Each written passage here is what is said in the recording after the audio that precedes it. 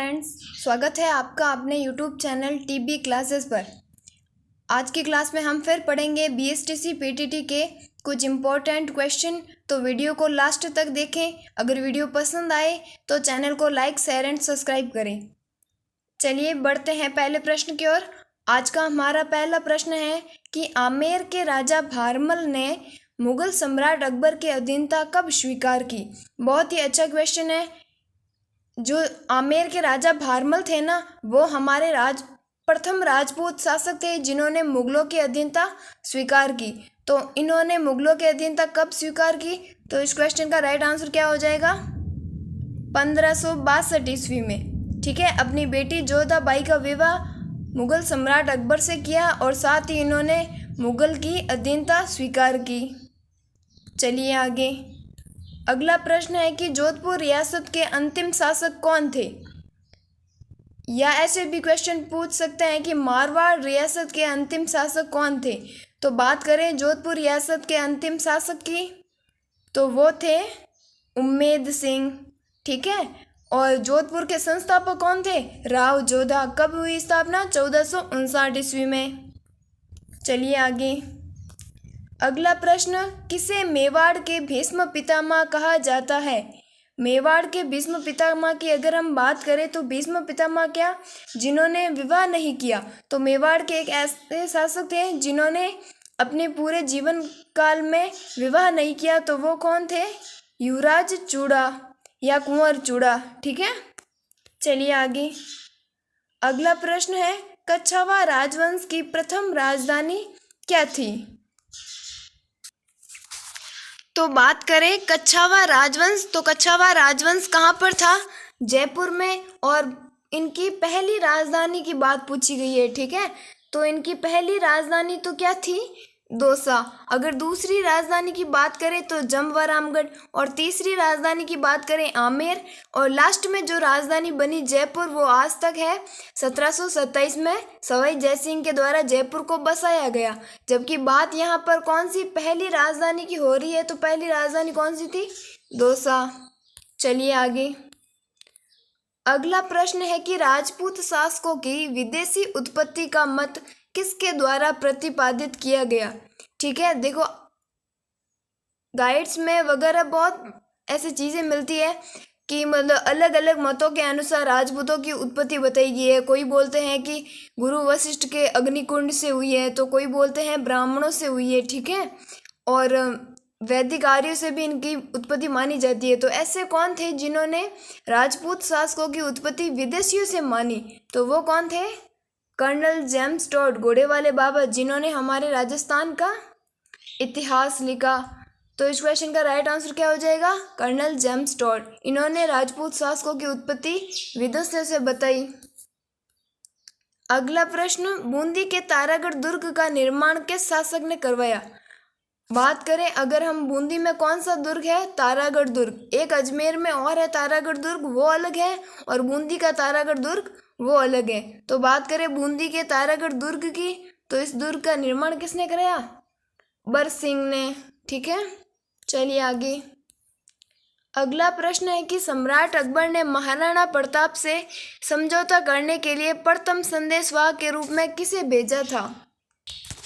इस क्वेश्चन के अगर आंसर की बात करें ना, तो 2 दिन पहले मेरा एक शॉर्ट्स वीडियो था जिसमें मैंने एक ट्रिक बताई थी। जमा बाटो, पहले गए थे जलाल खां कोरची, फिर गए मान सिंह, फिर गए भगवान दास, फिर गए टोडरमल। तो बात क्या हो रही है कि पहले संदेशवाहक कौन थे?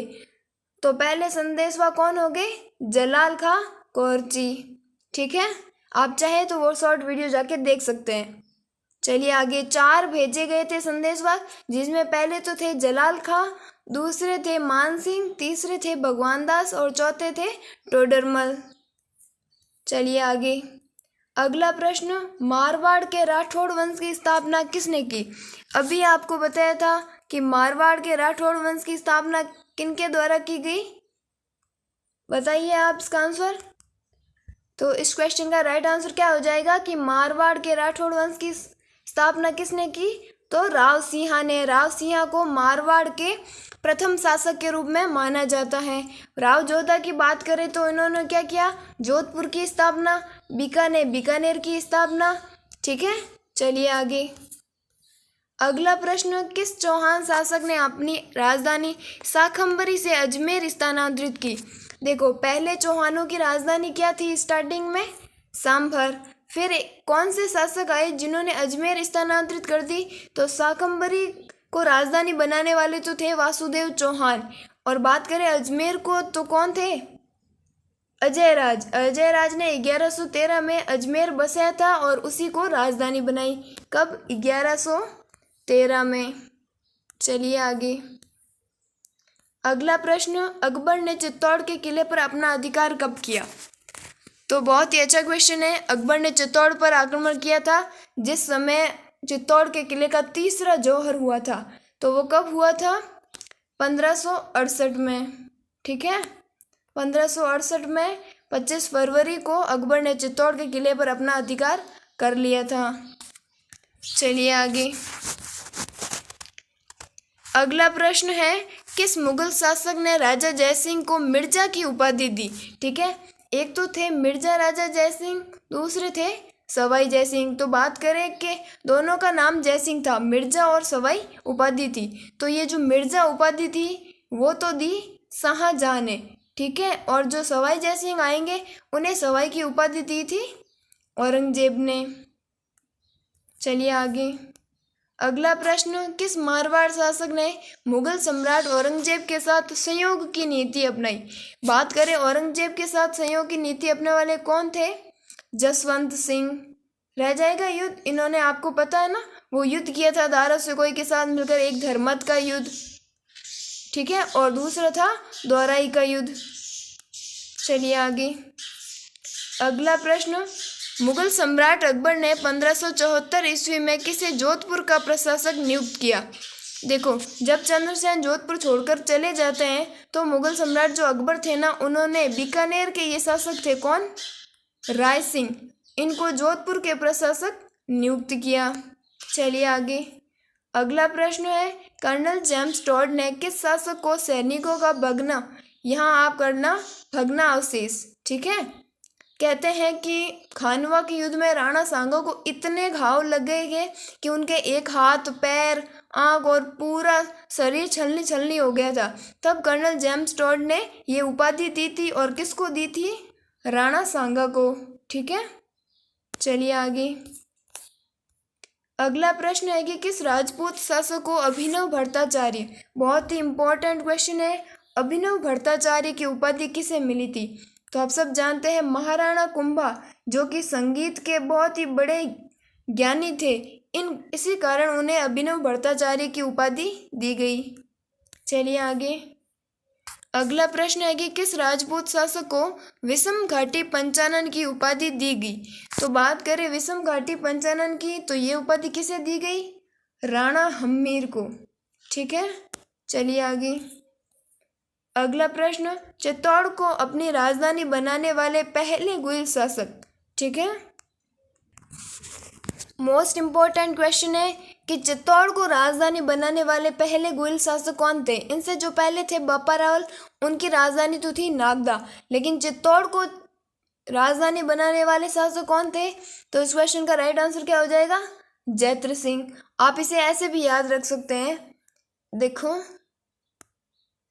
बात करें जैत्र सिंह की तो है ना, ये देखो, ये हो गया चित्र से क्या हो गया?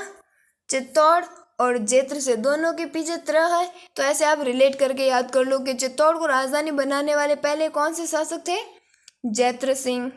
चलिए आगे। अगला प्रश्न, प्रतिहार राजवंश के वास्तविक संस्थापक किन्हें माना जाता है?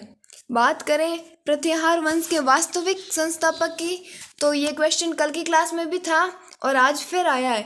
तो इस क्वेश्चन का राइट आंसर क्या हो जाएगा? नागभट्ट प्रथम। चलिए आगे। अगला प्रश्न है कि एक प्रसिद्ध संस्कृत नाटक है हरिकेली, इनके रचयिता कौन थे? ठीक है, तो आप सब जानते हैं बहुत ही फेमस नाटक है हरिकेली, और इनके रचयिता की बात करें तो कौन है? विग्रहराज चतुर्थ। ठीक है, ये राइट आंसर हो जाएगा। चलिए आगे। अगला प्रश्न, किस चौहान शासक ने जवालीपुर को ज्वालापुर का नाम दे दिया या यह नाम परिवर्तित कर दिया? बात करें तो इस क्वेश्चन का राइट आंसर भी क्या हो जाएगा? विग्रहराज चतुर्थ। विग्रहराज चतुर्थ ने जवालीपुर को ज्वालापुर का नाम दे दिया। ठीक है, चलिए आगे। अगला प्रश्न है कि किनके शासनकाल में जोधपुर को पोलो का घर बोला जाता था? पोलो एक गेम है, आपको पता है ना, वो घोड़े पर बैठकर खेला जाता है। तो किस शासक के शासनकाल में जोधपुर को पोलो का घर, क्योंकि उस शासक को पोलो खेलने का बहुत ही ज़्यादा शौक था, इस कारण जोधपुर को ये उपाधि ही मिल गई थी। तो वो शासक कौन थे? Option number C, Sardar Singh. ठीक है, चलिए आगे। अगला प्रश्न, किस बूंदी नरेश ने अपने जीवन काल में अपनी स्वर्ण प्रतिमा बनाकर उनका दाह संस्कार कर दिया? ठीक है, तो उस बूंदी नरेश का अगर हम नाम की बात करें तो वो कौन थे? जल्दी से आप बताइए। तो उन शासक का नाम था उम्मेद सिंह। कहते हैं कि उम्मेद सिंह ने मराठों के हस्तक्षेप से, हमारे राजस्थान में जो मराठा इनके राजनीति में हस्तक्षेप कर रहे थे, इससे परेशान होकर अपने ही जीवन काल में स्वर्ण प्रतिमा बनाई और उसका दाह संस्कार कर दिया। चलिए आगे।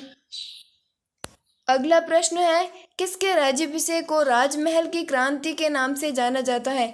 बहुत ही इंपॉर्टेंट क्वेश्चन है, सब जानते हैं। महाराणा प्रताप का जो राज्याभिषेक जो कि गोगुंदा में हुआ था और कृष्णदास ने किया था, तो इनके राज्याभिषेक को क्या बोलते हैं? राजमहल की क्रांति। चलिए आगे। अगले प्रश्न की अगर हम बात करें तो किस कोटा नरेश ने कोटा एवं शेरगढ़ का नाम नंदग्राम एवं बरसाना? कोटा को तो क्या बोल दिया? नंदग्राम, और शेरगढ़ को क्या? बरसाना। ठीक है, तो कौन से नरेश थे? तो इस क्वेश्चन का राइट आंसर क्या हो जाएगा? भीम सिंह। ठीक है, option number B right, Bhim Singh. ठीक है, चलिए आगे। बात करें अगले प्रश्न की तो हल्दी घाटी युद्ध के बाद महाराणा प्रताप ने मुगलों के विरुद्ध कहां से प्रतिरोध जारी रखा? तो आपको पता है हल्दी घाटी के युद्ध 1576 में हुआ। कहाँ, किन किन के बीच? महाराणा प्रताप और अकबर के बीच, जहां अकबर के सेनापति कौन थे? कच्छावा शासक मान सिंह। तो इस युद्ध के बाद महाराणा प्रताप ने चावंड को एक आपातकालीन राजधानी बनाया। ठीक है, चावंड को क्या बनाया? आपातकालीन राजधानी, और वहां से ही विद्रोह जारी रखा। चलिए नेक्स्ट क्वेश्चन की तरफ। अगला प्रश्न है कि जयपुर के किस कच्छावा शासक ने 1818 ईस्वी में ईस्ट इंडिया कंपनी के साथ संधि कर ली? ठीक है, बात करें जयपुर के कौन से शासक जिन्होंने अंग्रेजों के साथ 1818 में संधि की, तो वो कौन थे? जगत सिंह द्वितीय। ठीक है, चलिए आगे। अगला प्रश्न है कि किस प्रतिहार शासक ने अपनी राजधानी मंडोर से मेड़ता स्थानांतरित की? पहले देखो, गुर्जर प्रतिहारों की राजधानी क्या थी? मंडोर। बाद में उसे स्थानांतरित किया गया मेड़ता में, और करने वाले कौन थे? तो नागभट्ट प्रथम। चलिए आगे। अगला प्रश्न, महाराणा प्रताप की छतरी कहाँ स्थित है? अब की बार रीट में क्वेश्चन पूछा गया था कि महाराणा प्रताप की छतरी कहाँ पर स्थित है, जहाँ 1597 ईस्वी में महाराणा प्रताप की मृत्यु हुई। तो बहुत ही फेमस है, बांडोली उदयपुर में। ठीक है, चलिए आगे। अगला प्रश्न, मेवाड़ के सिसोदिया वंश के प्रथम शासक कौन थे? बात करें मेवाड़ के सिसोदिया वंश के प्रथम शासक कौन थे? तो राणा हम्मीर, जिन्होंने 1326 में सिसोदिया वंश की शुरुआत की। चलिए आगे। आज का लास्ट क्वेश्चन, 8वीं शताब्दी में प्रसिद्ध एकलिंग जी का मंदिर मेवाड़ में किसने बनाया था? तो आप पता ही है कि बप्पा रावल जो थे ना, गोहिल वंश के वास्तविक संस्थापक, उन्होंने 734 में, कब? 734 में कैलाशपुरी उदयपुर में एकलिंग जी का मंदिर बनवाया था। तो आज की वीडियो हमारी यहीं पर समाप्त होती है। अगर आपको वीडियो पसंद आई हो तो कमेंट बॉक्स में ज़रूर बताना। चलिए फिर मिलेंगे एक नए वीडियो के साथ। Thank you.